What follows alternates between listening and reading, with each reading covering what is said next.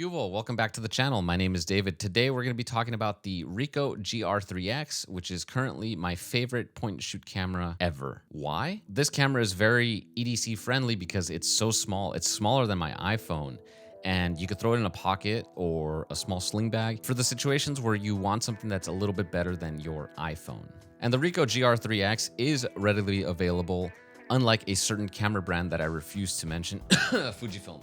Oh, excuse me, I had something stuck in my throat. This video isn't going to be super technical. I'm not going to go into all the specs of the camera because there's plenty of videos out there that already cover that. This is just me kind of talking about why I like this camera and the kind of like the different scenarios or use cases for it that you might want to add a point and shoot to your kit. Before we get started, I have to do the disclaimer.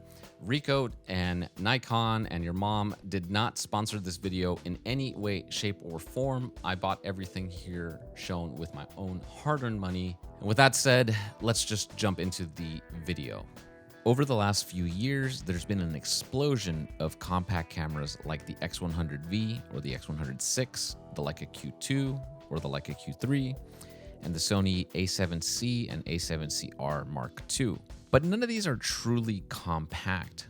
Oftentimes, the small lenses you can buy still make the setup large enough where you have to bring a small camera bag or sling to stash the camera away. Don't get me wrong, I absolutely love my Leica Q2, but the pocketable size of the Ricoh GR3X makes me reach for this camera more often, especially if I just want to take my camera with me to, say, an outing with friends and just take some casual pictures. The smaller size also makes this a less intimidating camera to use in public, especially in places where a larger camera might draw too much attention.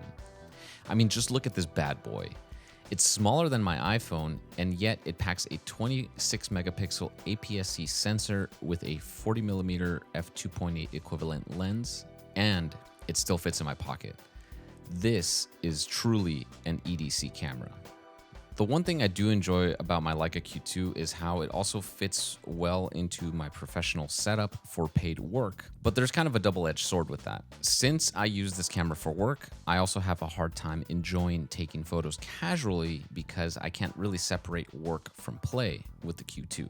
With the Ricoh GR3X, I get that fun factor of just using the camera casually and enjoy taking photos for myself without the pressure from clients. While the camera is pretty reliable when it comes to street photography, it also has its limitations. For example, the autofocus, while reliable, is not the fastest nor the greatest at tracking subjects. The battery life is also pretty abysmal, so I have to get creative with conserving power. The lack of a viewfinder and the not so bright LCD display also make it a challenge when using it outdoors. Despite these limitations, this kind of adds to the camera's fun factor as it kind of provides a fun challenge for me to kind of keep me on my toes. And at the end of the day, photography is always about having fun. Now, there's a couple scenarios I could think of this camera being useful. The first one is more for casual stuff. Let's say you're going to be traveling and you don't want to bring a full camera bag with a bulky setup. You could just pack the Ricoh GR3X, a couple batteries, and you're good to go. The second scenario I could see this camera being useful is more on the professional scene, like concert venues, where many concert venues won't allow you to bring a camera that you could remove the lens off of because they deem it professional. Point and shoot cameras kind of get around that rule, which is kind of weird. Professional is very subjective. Anyways, I'm not going to go into that tangent. I've been in situations where I'm trying to photograph my music clients performing, but the venue wouldn't allow me to use my full setup. So I would just pull out my Leica Q2 and we're good to go. So it is a good thing to have a point and shoot camera in your bag just in case. Either way, you can't go wrong with this little camera. And that's all she wrote. Now, would I recommend this camera? The answer is yes. $1,000 gets you a lot of camera. You don't have to buy a lens for it. It has an ND filter built in. It has film simulations. 26 megapixels is still plenty of resolution.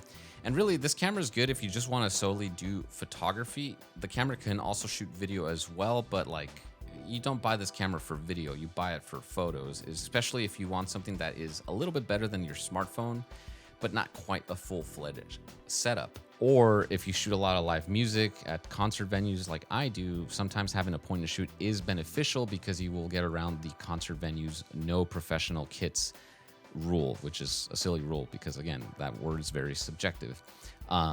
So yeah, I think if you're working professional, I think it's a solid option to throw into your bag as a kind of like just in case or backup camera, if you will.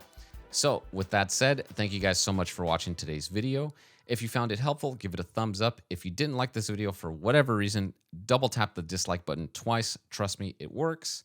And I'll see you guys in the next video. Hasta luego.